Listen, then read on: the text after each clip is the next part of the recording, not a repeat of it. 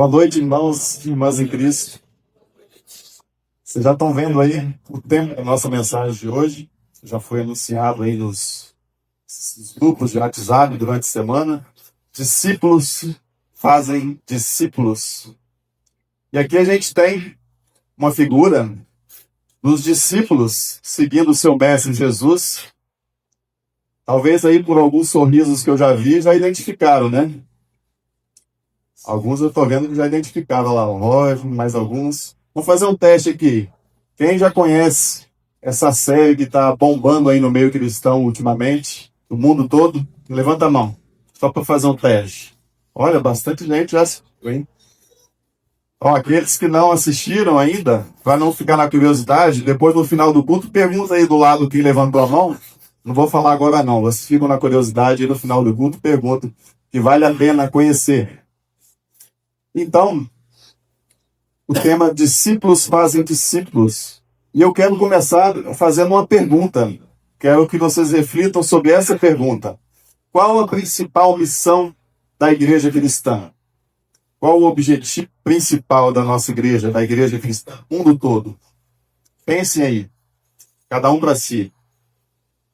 Enquanto isso, eu quero dizer que, por curiosidade, enquanto estava pesquisando sobre esse tema, eu coloquei essa pergunta no chat GPT. Talvez pouca gente já ouviu falar disso. Os mais curiosos aí que acompanham a tecnologia da informação. É um programa de computador que usa tecnologia avançada de inteligência artificial. E esse programa responde qualquer pergunta que você fizer. Responde bem. Ele te dá a receita de bolo, viu, vovó? Receita de bolo nova, faz resumo de livro, faz tarefa de casa aí para os estudantes, os professores já estão preocupados. Como que vai ser agora, que não vai ser nem Ctrl+C, Ctrl+V mais, vai ser um texto novo que esse programa dá. E a resposta para essa pergunta do chat GPT foi essa, ó. Em resumo, a maior prioridade da igreja cristã é a proclamação do evangelho e a demonstração do amor de Deus através do serviço aos outros, levando as pessoas a experimentar a salvação e o relacionamento com Deus em suas vidas. Foi boa a resposta? Eu fiquei surpreso, né? Uma boa resposta, mas não vou me contentar com uma resposta de internet somente, né? Fiz essa mesma pergunta para alguns pastores conhecidos nossos, amigos, mais de 10 eu mandei. E quase todos eles, pastores luteranos, né, teólogos luteranos, quase todos eles responderam na mesma linha da instrução que Jesus deu aos seus discípulos na grande comissão. O texto que lemos hoje do Evangelho, Mateus 28, que foi prestes o Espírito Santo ser derramado sobre a igreja para iniciar a expansão da igreja, e aí Jesus subiria aos céus. Então Jesus deu essa ordem, comissionou os seus discípulos para essa tarefa: vão e façam discípulos. Esse verbo, façam discípulos, é o verbo principal, a ênfase que Jesus dá nessa grande comissão. Então, o nosso grande alvo, o alvo fundamental, é fazer discípulos que formam outros discípulos, para a honra e glória do reino de Deus. Então, hoje é isso que queremos refletir, queremos focar no ponto: quem é que faz discípulos? De quem é essa tarefa? De quem é essa responsabilidade de fazer discípulos? Queremos demonstrar que todos nós, como discípulos de Jesus que somos, também devemos fazer parte dessa obra, também devemos formar novos discípulos. Afinal, cada um de nós aqui também é um escolhido. Irmãos, a palavra cristão, não sei se vocês já perceberam, mas ela aparece só 3 vezes na Bíblia. Já viram isso? Vocês vão encontrar 2 vezes no livro de Atos e 1 vez na primeira carta de Pedro. 3 vezes que aparece a palavra cristão, que hoje é comum a gente usar, né? Só que na igreja primitiva, no primeiro século, esse termo cristão era um termo pejorativo. Era um termo que era usado para zombar dos seguidores de Jesus. Então, afinal de contas, Jesus tinha acabado de ser crucificado de uma forma humilhante. E as pessoas que não seguiam Jesus usavam esse termo cristão para zombar era um apelido para tirar sarro mesmo dos cristãos. Agora, existe uma outra palavra que aparece na Bíblia, especialmente nos evangelhos, 240 vezes. E essa palavra que é usada para definir o seguidor de Jesus, que é a palavra discípulo. Então, se você perguntasse para um membro da igreja primitiva lá no primeiro século, o que você é? Quem é você? Ele não ia responder, eu sou um cristão. Nada de errado em responder assim, né? Mas naquela época, provavelmente ele responderia, eu sou um discípulo de Jesus. Então esse termo, ele comunica melhor a nossa identidade, quem nós realmente somos e seguimos. Jesus, ele fez muito mais que dar um comando de fazer discípulos, muito mais que uma ordem. Ele nos mostrou na prática a importância e a urgência de apresentar o extraordinário plano da salvação aos perdidos, o que deve ser o nosso propósito de vida. Eu quero acrescentar aqui no nosso slide o versículo 18 para mostrar a grandeza dessa comissão por uma simples palavrinha que faz toda a diferença aqui, né? Pelo trocadilho, a palavra toda. Então ela aparece ali, toda autoridade me foi dada no céu e na terra. Jesus fala isso aos discípulos.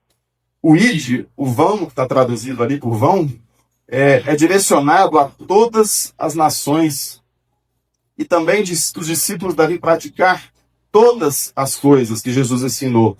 E finalmente ele prometeu estar conosco todos os dias, até o fim dos tempos. Não é à toa, irmãos, que esse é um dos textos mais conhecidos da igreja, de toda a Bíblia. E um dos textos mais importantes também dessa grande comissão. E afinal de contas, o que é um discípulo? Como a gente pode explicar o que é um discípulo? É simplesmente um pecador perdoado que está aprendendo Cristo em arrependimento e fé. A palavra discípulo significa aprendiz. Então, discipulado significa aprendizado. Agora, esse aprendizado que os discípulos de Jesus receberam não era simplesmente um domínio de conhecimento como a gente recebe numa sala de aula, num curso ou na escola. Eles estavam aprendendo a própria pessoa de Jesus. Eles estavam aprendendo o modo de vida de Jesus. Então não bastava saber o que o mestre sabia, mas era preciso que ele seguisse o seu mestre. Era preciso andar com Jesus. Então, a palavra discipulado, ela pode ter dois sentidos no meio cristão. Veja só, primeiro, o ato de seguir a Jesus. Eu seguindo a Jesus. E segundo, o ato de ajudar alguém a seguir Jesus. Só que esses dois sentidos, eles têm uma relação. Um pressupõe o outro. Ou seja,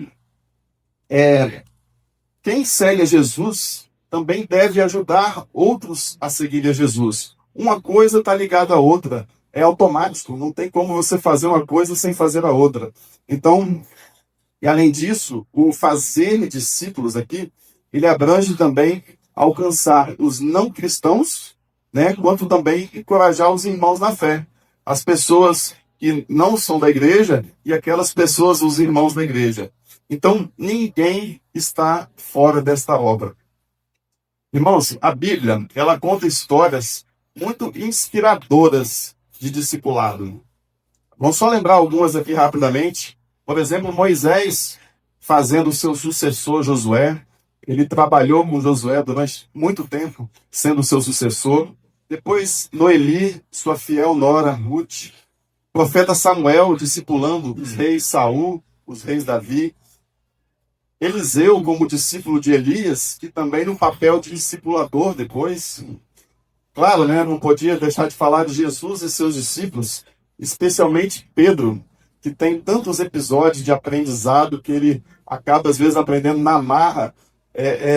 Jesus ensinando ele em diversas situações, é muito interessante a gente acompanhar.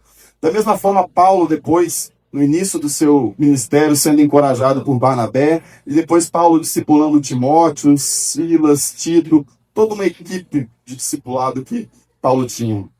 Mas voltando ao nosso texto aqui de Mateus 28, Jesus também ensina como se faz o discípulo. E como que é? Está lá indo, fazendo discípulos, batizando, ensinando. E Vejam que normalmente quando a gente lembra desse texto, a gente enfatiza o id, relacionando a evangelização, a missão de Cristo para todos, né? Levar o Cristo para todas as nações. Só que às vezes esquecemos de uma parte que é fundamental, que é justamente o ensinando-os a guardar, ensinando-os a praticar, a obedecer aquilo que Jesus ensinou. Então, pelos meios da graça, quais são eles? Palavras, sacramentos, batismo, santa ceia, né? O discípulo, então, é formado. E viver o significado do batismo, especialmente, todos os dias, é assim que se forma um discípulo. Uma outra forma da gente entender melhor o discipulado, vamos pensar que é uma equação matemática ali bem simples, ó. Discipulado é igual a evangelização mais ensino. As duas coisas andam juntas aqui. Então, às vezes a gente esquece do ensino. Lembra só da evangelização, mas tem uma continuidade na parte do ensino também. E quando nós pensamos em discípulos para todas as nações, às vezes soa um pouco distante, né? Vamos bancar um missionário lá para a África, né? Não, mas não é só isso. Nós podemos lembrar do nosso bairro aqui em volta da igreja, da nossa rua, com nossos vizinhos, o nosso local de trabalho, com nossos colegas, nossa família, né? Nossa rede de relacionamentos. Tudo isso faz parte das nações. Irmãos, em sua obra, Deus usa o seu povo como ferramentas. Somos cooperadores. Mas não é que Deus faz uma parte do trabalho e eu faço a outra. Não é assim que funciona. De forma soberana, Deus opera em, sob e por meio das nossas ações, fazendo prevalecer a ação de Deus. Então nós não devemos nos engrandecer de forma orgulhosa, né, por nossos esforços. E da mesma forma, não podemos fazer um trabalho relaxado, né? Assim os resultados também não serão bons nem para mim, nem para a igreja. Quem teve a oportunidade de estar presente lá na Vila Combônia ontem à noite, do culto de conclusão do templo, né? Vai lembrar das palavras que o pastor Samal usou lá ontem. As boas obras não salvam, porém as más obras destroem a fé. Então a gente tem que ter consciência disso, tem que tomar cuidado com isso. O discipulado, irmãos, nunca é realizado em carreira solo. Seguir a Jesus sozinho é difícil, é bem mais complicado. Nós precisamos do apoio de outras pessoas. E nós também somos chamados a servir de apoio para os outros, a sermos instrumentos de bênçãos na vida dos outros. Então, fomos inseridos na comunhão dos santos. Acabamos de recitar o credo apostólico aqui no seu terceiro artigo, né? Creio no Espírito Santo, na Santa Igreja Cristã. O que é a Igreja Cristã? Esses dias eu estava falando com o Ronaldo lá, né, Ronaldo? A Igreja Cristã é a comunhão dos santos. Então, dentro dessa comunhão dos santos, somos aprendizes de Jesus. Podemos nos animar uns aos outros. Mais uma forma de enxergar o que é esse discipulado que a gente está falando aí, né? A gente pode representar em 3 partes de um ciclo virtuoso. Vou explicar. Primeiro, fazendo discípulos, ou seja, a fé é criada na pessoa. Então, nós vamos buscar e evangelizar o perdido. E assim é feito um discípulo inicialmente. Depois, o que é necessário?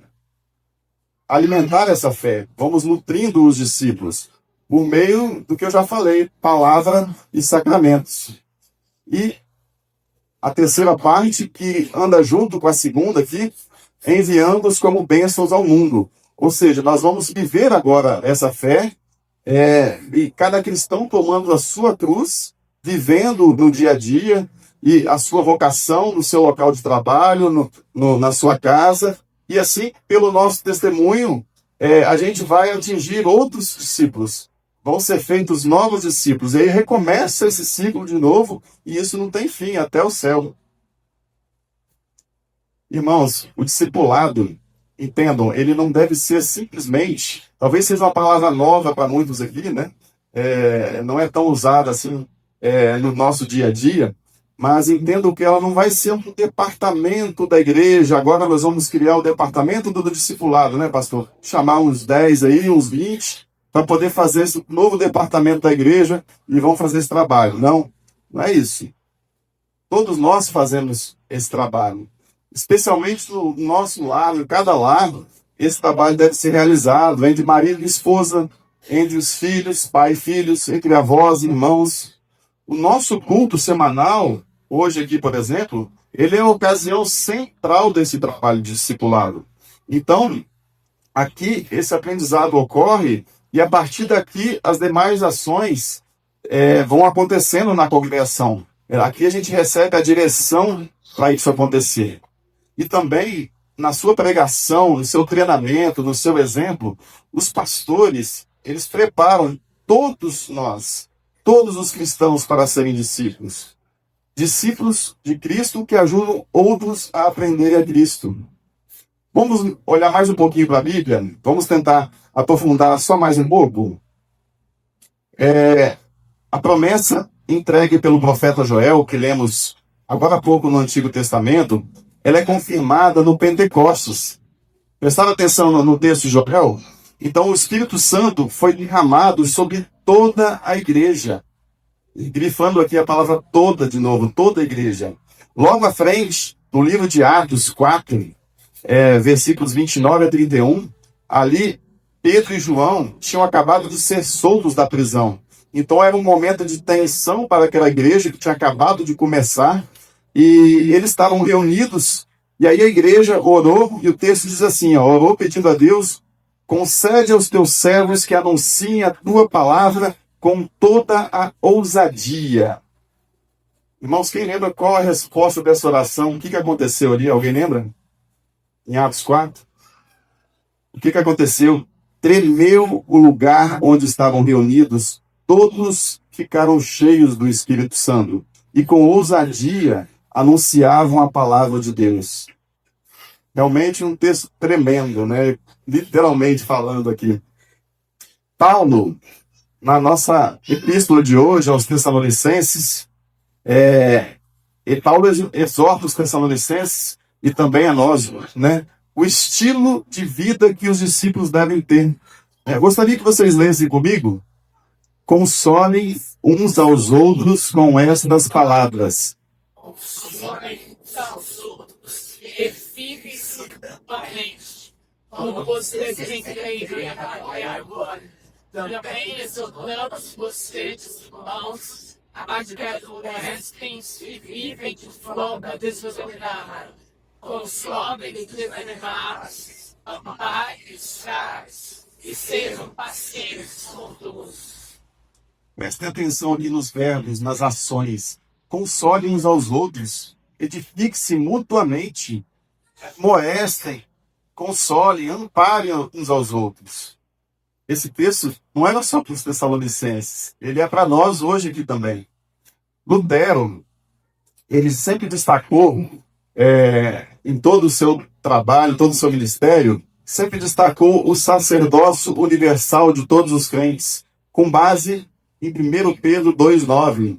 O que é isso? É o sacerdócio, é o trabalho, a missão que cada um de nós temos como igreja. Vamos ler juntos de novo esse aqui? Vós, porém, sois raça eleita, sacerdócio real, nação santa, povo de propriedade exclusiva de Deus. Agora presta atenção, qual que é a missão desse povo? Qual que é a finalidade?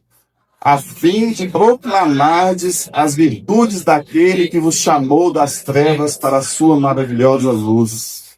Ou seja, esse é o nosso trabalho, essa é a nossa missão. Vamos proclamar essa verdade de Jesus, o seu evangelho.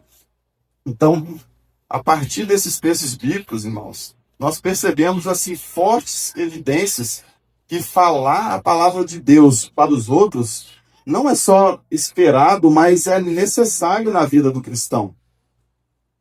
Da mesma forma, a cultura de uma igreja sadia, saudável, ela vai ser cada vez mais forte quanto mais pessoas tomarem essa consciência e colocarem isso em prática. No final do Sermão do Monte, já no finalzinho, Jesus, ele ensina, dessa forma ele diz assim, aquele que ouve estas minhas palavras e as pratica, será comparado a um homem prudente que construiu a casa sobre a rocha. Veja só, ele não está falando só de ouvir, mas também de praticar essas palavras. Tá, então como colocar em prática? Como colocar em prática o que ouvimos? Pode ser de diversas formas. Isso pode acontecer com nossos filhos dentro do carro, numa conversa, levando eles para a escola ou numa viagem. Pode ser depois do culto com o irmão, comentando sobre o sermão. Na porta de casa com um vizinho, falando do evangelho. Numa leitura bíblica com um amigo, num café. Ou num pequeno grupo de estudo bíblico. Nas redes sociais, por que não a gente compartilhar também a palavra de Deus, né? Interagir com as pessoas nesse sentido. Às vezes a gente compartilha tanta bobagem, né? E por que também não usá-las para essa finalidade? E aqui o ponto principal não é eu ter que descobrir qual o meu dom, o que eu vou fazer. Não, todos nós somos capazes de fazer algo nesse sentido.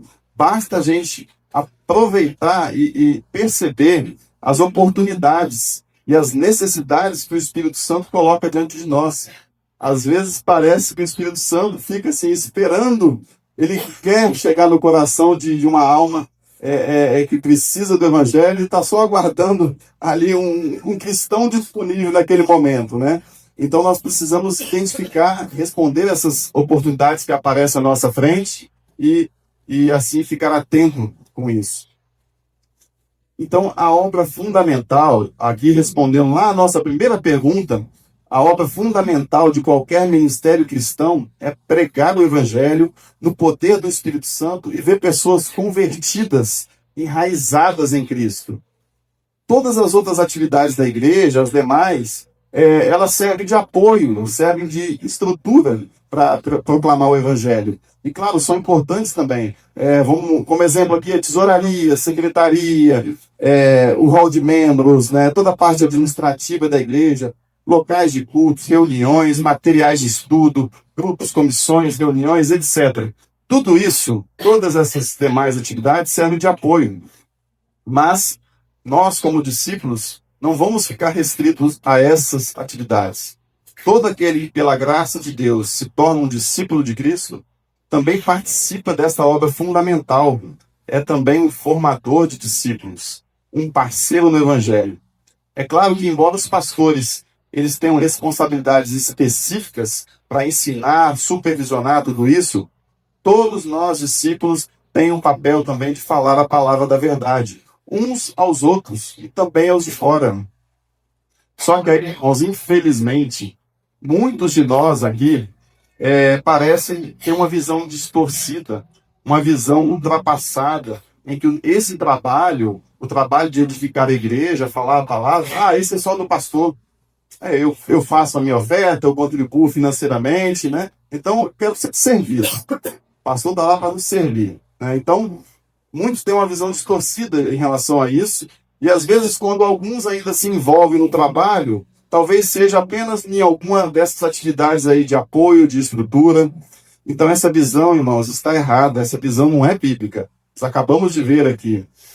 Agora, é claro que é mais fácil para mim, agora eu falo por mim mesmo, é muito mais fácil eu participar de uma reunião de diretoria, semana agora tem, né, André? A diretoria tem reunião. É mais fácil ajudar a limpar o pátio da igreja, por exemplo. Isso são atividades de rotina.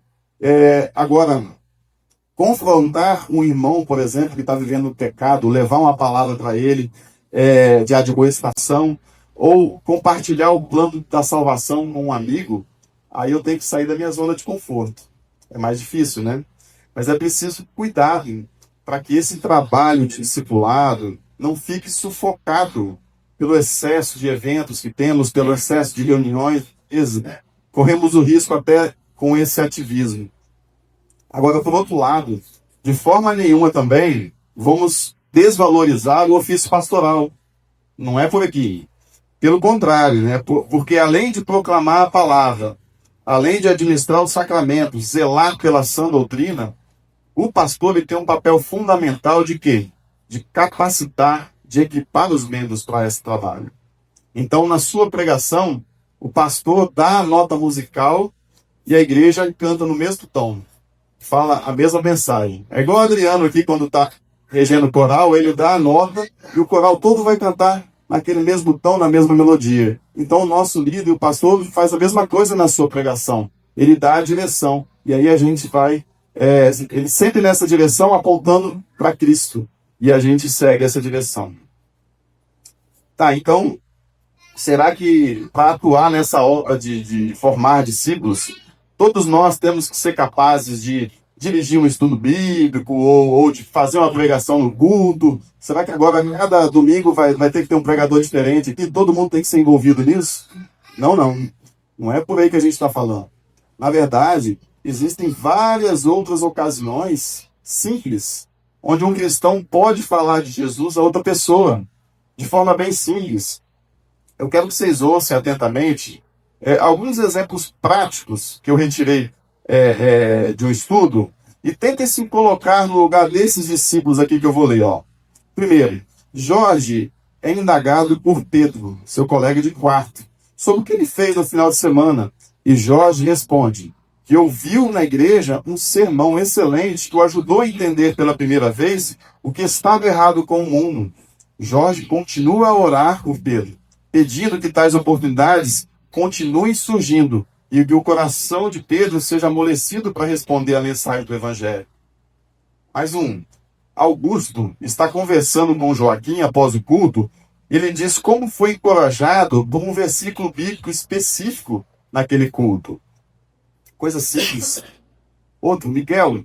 Miguel se encontra a cada 15 dias no café com seu colega Estevão. E esse Estevão é um novo cristão. Eles usam um guia de estudos bíblicos para novos convertidos, e a fim de considerarem as questões básicas a respeito de como viver a vida cristã. Olha que bacana. Já Maria, ela está preocupada com a amiga Débora, que luta com ansiedade e tem faltado à igreja. Maria escreve uma mensagem, citando versículos bíblicos e se oferecendo para orarem juntas. Simples assim. Irene é um pouco idosa e acha difícil sair de casa para se deslocar, mas ela telefona para a sua amiga Joana, toda segunda-feira. Fala com ela sobre a passagem bíblica que leu naquela manhã e ora com ela no telefone. Clara tem orado durante meses com sua amiga Shirley e finalmente convida para um culto. Enquanto voltam de carro para casa, Clara fala com Shirley sobre a mensagem e faz o seu melhor para tentar responder as perguntas de Shirley. Estão tentando se encaixar aí? Último. Na igreja de Filipe, eles separam os minutos do culto para que um membro dê um testemunho. Neste domingo é a vez de Filipe, que conta como o ensino de Efésios 5 transformou seu casamento. E aqui, falando em testemunho, eu não posso deixar de mencionar nossa irmã Dolores. Não vi ela aqui, não sei se ela está presente, mas há poucos domingos atrás ela falou, deu um belo testemunho aqui na frente, sobre como Jesus a pensou na sua recuperação da cirurgia, ao lado do seu esposo, né? Pensa como isso é confortador para outra pessoa, outro irmão que está passando talvez pelo mesmo problema, ou vai passar por uma cirurgia, e assim com outros exemplos também. Temos que nos encorajar a tomar parte dessa obra, dessas atitudes. E aqui desses exemplos que eu falei, foram usados nomes diferentes, mas são exemplos reais de cristãos falando sinceramente a palavra de Deus às pessoas. Aqui você vê que as possibilidades, os contextos são ilimitados, né? Só que acontece sempre a mesma coisa. O que é? Um cristão apresenta a verdade da palavra de Deus para outra pessoa, orando para que o Espírito Santo produza frutos. Isto é a grande comissão em ação. Agora, se ela não for praticada, aí nós corremos um sério risco dessa grande comissão se tornar uma grande omissão. Já partindo para o final, imagine aqui agora, continuando essa parte prática, imagine uma rede de leitura bíblica. Imagine se todos nós cristãos, assim, como parte normal da nossa vida de discipulado, a gente fosse envolvido nessa rede de leitura bíblica. Assim, ó, acompanha aqui comigo. Aprofundando-se na palavra, na devoção particular, eu individualmente, né, fazendo isso, eu posso ler essa palavra com os meus filhos antes de dormir, com meu cônjuge durante o café da manhã, com um colega de trabalho não cristão, uma vez por semana durante o almoço, com um novo cristão, a fim de acompanhá-lo uma vez a cada 15 dias. Imagina, irmãos, isso seria uma rede incrível de relacionamentos pessoais, comunhão, oração, leitura da Bíblia, tudo muito simples, ao alcance de todos nós. Só que aí eu tenho certeza que vem uma pergunta agora, né? Por que muitas vezes nós não obedecemos a esse ID? Por que não praticamos isso? O que acontece?